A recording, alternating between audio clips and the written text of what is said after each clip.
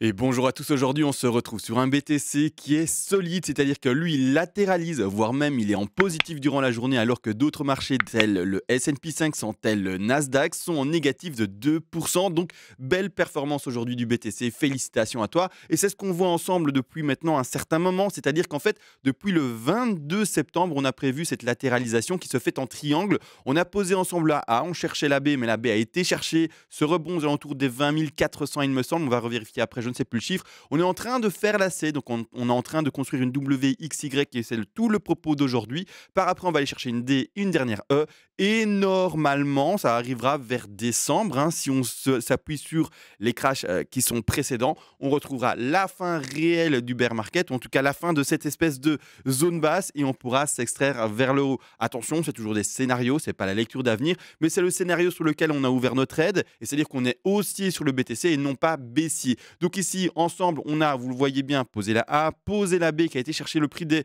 20 300 et par après, on est en train de construire la C comme on le voit ici dans la vidéo précédente, on est en train de construire la C. On cherche ce bas-là, mais pour le moment, on doit construire bien entendu une figure qui s'imbrique dans la figure plus grande. Et c'est un peu comme des poupées russes, vous le savez très bien. Des figures qui sont plus petites, qui se retrouvent toujours dans des figures plus petites. Il y en a et des figures qui sont toujours plus grandes, qui se retrouvent elles-mêmes dans des vidéos plus grandes, dans des vagues pardon, plus grandes. Il y en a également toujours. Donc là, nous, on va construire ceci. Juste avant de commencer, juste une chose pour ceux qui ne sont pas au courant. Je le spam à mort pour aider la chaîne, mais clairement, j'ai ouvert une chaîne secondaire. Elle traite du sport. Ceux qui sont fans de sport, allez la voir. On fait de la course à pied, on fait du vélo et on fait également de la muscu. Et muscu d'ailleurs tous les jours, je suis complètement accro en ce moment, donc je pète les plombs à ce niveau-là. Bon, bref. On va analyser ça, on zoome là-dessus bien entendu. Je suis en 4 heures, est-ce que c'est une time frame suffisante? On va ici le faire. Oui, on va le faire parce que le BTC, mine de rien, je ne l'ai pas analysé hier. Je l'ai analysé il y a de ça 2 jours, donc il y a déjà eu pas mal de mouvements. Pour faire la W, on l'a faite en ABC, d'accord? Alors très simple au décompte, on fait A, d'accord, B, puis C, très courte C. Je me demande d'ailleurs combien on a été chercher ici sur la C, mais vraiment une très très courte C. On a été chercher même pas les 50%. Les 50% de Fibonacci, c'est une C vraiment très courte. L'objectif normal d'une C, c'est-à-dire c'est normalement les 61,8.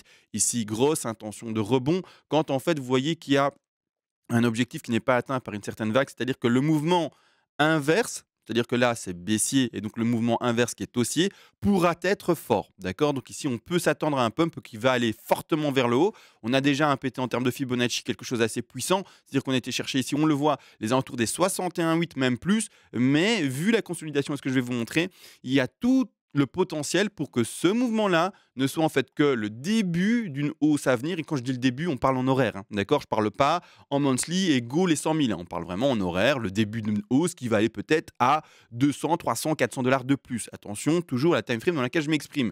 Ici, du coup, moi, eh bien, je vais construire une X, d'accord, comme vous le voyez.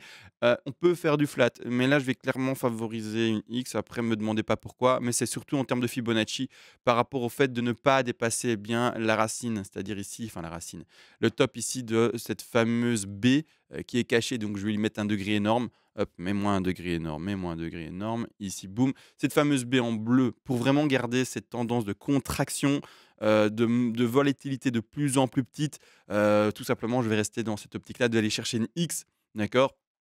Peut-être une flat, mais alors qui ne dépassera pas les 100%, une flat qui va aller chercher la bande des 90 à 100% de Fibonacci. Donc nous, on s'attend à quoi? On s'attend à quoi? Ben, premièrement, la première vague ici, donc je mets mon Fibonacci. Excusez-moi, trompé de sens. La première vague, pardon, ici, d'accord. La seconde, là-bas en bas. Donc on s'attend à quoi? Une construction encore plus petite, en fait. D'ailleurs, en WXY également. Du WXY partout, de chez partout. Hop, une petite WXY ici, d'accord. Donc W, X et puis Y, d'accord? Et les objectifs de ce bazar-là, pour être franc, eh bien, ce sont les 61,8, mais on vient de les toucher. Alors, du coup, ça peut être là. On les a touchés à la perfection. Donc, ça pourrait être une Y là, mais voilà, pour toutes les raisons que je viens d'énumérer avant. Alors, il n'y en avait pas tellement, entre guillemets, mais c'est un rebond qui devrait être fort. Il avait déjà été fort, mais bon, une Y en tronqué, c'est plus rare. Donc, je vais quand même privilégier d'aller chercher les 100% de Fibonacci, c'est-à-dire ici des alentours des 20 150 dollars et pour objectif également de la X. On va regarder le rebond de X à ce niveau-là par rapport au retracement. Combien eh bien, il va être représenté par rapport au Fibonacci. On regarde ça. On va aller chercher voilà, les quasi 90. C'est assez propre, c'est assez sympa. Donc l'objectif ici, normalement, pour la figure ici, c'est-à-dire c'est les 20 100, les 20 200 $. Avant de continuer tout le développement d'ailleurs, je rappelle également aux personnes qui veulent aider la chaîne, qui veulent soutenir le petit gars, qui est devant vous et qui vous partage ses connaissances, ses plans de trading ou en tout cas la pédagogie que l'on peut mettre en place pour construire un plan de trading. Si vous voulez m'aider, vous pouvez le faire. Ça fonctionne par palier de donation. Mais vous le savez peut-être pas, mais vers les premiers paliers de donation, je vous envoie ce PDF ici. Ce PDF comprend tout. Il est écrit de manière concise pour qu'on aille droit au but. Tous les Fibonacci, les retracements, les extensions, les statistiques, les figures, les explications de manière générale sont données, voire même pas générale, précises également sont données. Et ce, vers les premiers paliers de donation. Et vers les derniers paliers, si j'arrive à articuler, de donation, vous recevrez bien entendu également ce PDF. Mais vous pourrez également me demander une analyse à la demande sur l'actif spéculatif de votre choix, qui soit d'ailleurs crypto-monnaie ou pas, c'est-à-dire Forex par exemple, bourse plus traditionnelle. Je le ferai en vidéo privée pour vous avec un plan de trading et un plan d'investissement également. Maintenant que la petite pub pour la chaîne est faite, on continue l'analyse en soi. Je vais avoir des difficultés à mon avis à m'exprimer jusqu'au bout, mais je vais tenir, je ne vais pas mourir. Maintenant du coup, on attend tout simplement la WXY et par après la dernière Y. Alors, tout dépend du rebond.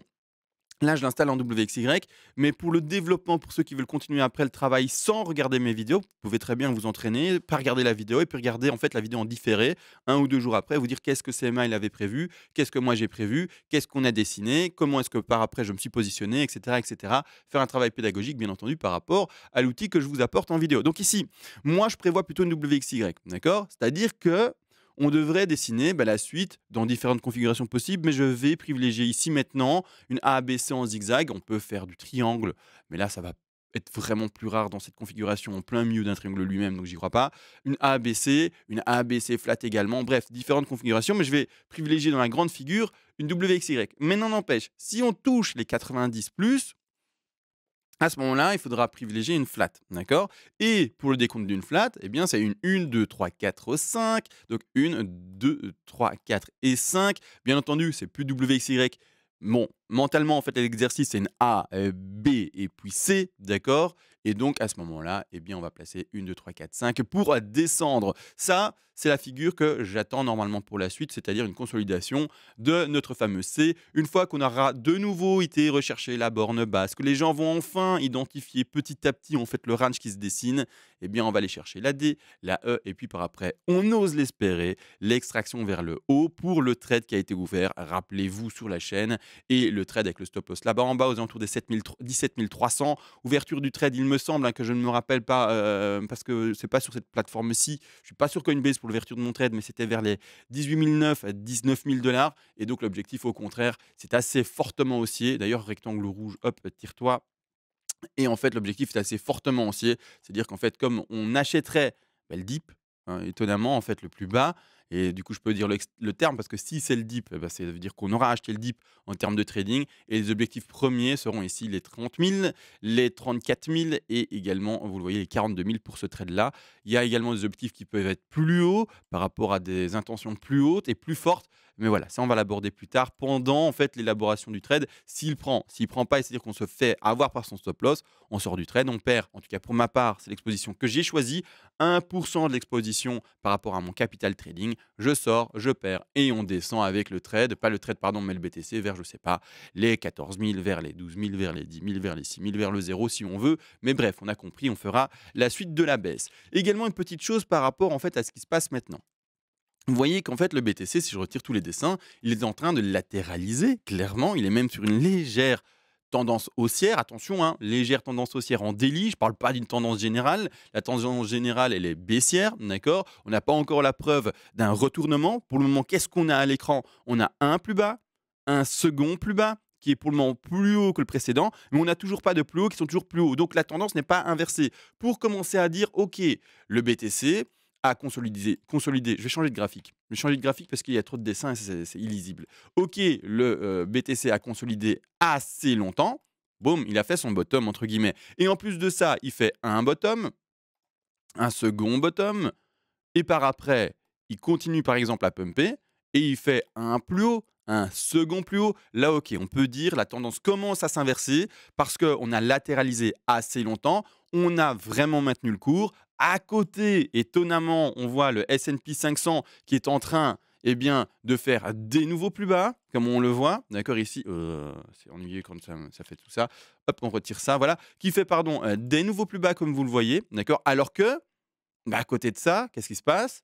Le TH, par exemple, également le BTC, eh bien, nous fait pas des nouveaux plus hauts, attention, mais en tout cas latéralise. C'est-à-dire qu'il y a 2 configurations. Soit le BTC il collapse, c'est-à-dire qu'il capitule, et il crache avec le S&P 500, d'accord? À voir comment va évoluer le S&P 500. Peut-être que le bottom du S&P 500, c'est au moment où je parle, mais on verra dans les jours à venir, les semaines à venir, les mois à venir, comment en fait il va continuer à descendre ou au contraire à monter, parce qu'on ne sait pas ce qui va se passer dans l'avenir encore et toujours, c'est important de le comprendre. Mais également, le BTC, s'il a trouvé son bottom, va pouvoir, eh bien, éviter, si vous voulez, le crash en faisant de la latéralisation comme il est en train de le faire. C'est-à-dire qu'il pourrait très bien, eh bien, accumuler, accumuler, accumuler et comme il y aurait, c'est étonnant, hein, mais beaucoup d'acheteurs sur le BTC, même avec la pression du dollar qui pourrait monter, même avec la pression également du marché classique qui descendrait de manière plus drastique, eh bien là, vu que le marché crypto aurait trouvé enfin son point en fait limite, c'est-à-dire de basculement entre le bear market et donc le nombre de vendeurs qui est supérieur au nombre d'acheteurs, et surtout en termes de somme, hein, d'accord, il faut avoir une somme plus importante d'achat que de vente pour changer la tendance de bear market à bull market. Et à ce moment-ci, si on est vraiment sur un marché qui est sur des prix qui conviennent à la plupart des gens, d'accord, on va retrouver avec malgré tout la pression vendeuse du S&P qui continuera peut-être à faire des plus bas et des plus bas et des plus bas, eh bien une zone d'accumulation ici, d'accord, une perte de volatilité claire, mais une zone d'accumulation, un combat en fait, et qui dit ben nous on a trouvé le bottom, on achète, on ne pump pas de manière drastique, parce qu'en fait, il y a toutes les pressions de l'autre côté, le dollar index qui monte, le S&P 500 qui baisse, etc., le marché global qui baisse. Mais nous, comme voilà, on a beaucoup d'acheteurs sur les cryptos, eh bien, tout simplement, on ne va pas aller plus bas. Et cette zone d'accumulation, peut s'exprimer eh bien, également de manière latérale, et de manière latérale, mais du coup longue dans le temps. D'accord? Ça va vraiment être ennuyeux, et c'est ce que je vous exprime. Eh bien, maintenant, depuis plus d'une semaine, parce qu'on est quelle date? On est le 29. Oui, excusez-moi. On est le 29 et c'est ce que je vous exprime depuis le 22. C'est-à-dire que moi, je pars dans une latéralisation. On a bel et bien un peu pumpé. On a bel et bien maintenant dumpé. On est bel et bien en train de repump dans cette sous-décompte, pardon. On ira peut-être à nouveau, si le plan est bon, redump. Bref, vous avez compris, une latéralisation à l'horizontale, plus qu'ennuyeuse, bien entendu. Mais ça sera en fait la manière d'absorber eh bien, ce marché économique global qui est baissier. Et puis voilà. Donc voilà, là maintenant on a vraiment tout vu sur le BTC. Encore une fois, merci à tous. Allez checker ma chaîne secondaire, réellement ça fait un énorme coup de pouce. Clairement, c'est un coup de pouce de fou. J'arrêterai pas de faire du forcing par rapport à la chaîne secondaire parce que vous vous rendez pas compte en fait, quand vous n'êtes pas référencé ou en tout cas que vous n'avez pas en fait de la visibilité avec une nouvelle chaîne, eh bien vous êtes vu 0-0. C'est-à-dire que YouTube ne vous référence quasiment pas. Vous allez peut-être avoir une ou deux vues dans la journée, et encore, j'exagère. La première vidéo que j'ai mise sur ma chaîne secondaire, pour vous donner l'exemple, elle a fait 0 vues. Elle a fait 4 vues. Les 4 vues, c'était moi qui ai regardé la qualité image et sonore, à la fois sur mon PC, mon téléphone, à la fois sur également ma TV, et puis, je ne sais pas, j'ai dû m'amuser à regarder une autre fois la vidéo en plus. C'est tout. Après ça, je me suis dit, écoute, CMA, soit tu t'es parti pour 4 ans ici, essayer de faire une chaîne secondaire qui va motiver les gens à faire du sport, mais du coup, tu vas toucher quasiment personne. Ou au contraire, tu fais de la pub et tu fais du forçage jusqu'à peut-être ennuyer des gens, mais fais le forçage, sinon ta chaîne, elle va jamais démarrer. Donc voilà, ceux qui veulent vraiment m'aider, et là, juste en fin de vidéo, hein, juste allez voir même juste une vidéo. Vous la lancez et vous la regardez même peut-être pas, mais vous la regardez complètement. C'est tout. Ça va donner du watch time, ça va donner du référencement du coup à la vidéo, à la chaîne globale, et ça va aider pour du plus long terme. Donc petit coup de pouce, n'hésitez pas à le faire. Vous la regardez même pas la vidéo, pas important, la regardez même pas. L'objectif là, c'est juste de faire démarrer cette chaîne. Après, si vous vous êtes intéressé par la chaîne, regardez. Hein. Mais juste si vous voulez donner un coup de main, lancez la vidéo sur votre téléphone, mettez votre téléphone de côté pendant 10 minutes, 15 minutes, n'écoutez pas, faites autre chose, cuisinez, mangez. Ouais, je parle que de nourriture, moi. Bref, vous aurez compris. Merci pour le coup de pouce, en tout cas des gens qui pensent à le faire. On se retrouve encore une fois et toujours à demain, cette fois-ci sur l'ETH et peut-être également sur le BTC s'il y a des choses intéressantes à dire. Sur ce, des gros bisous et ciao.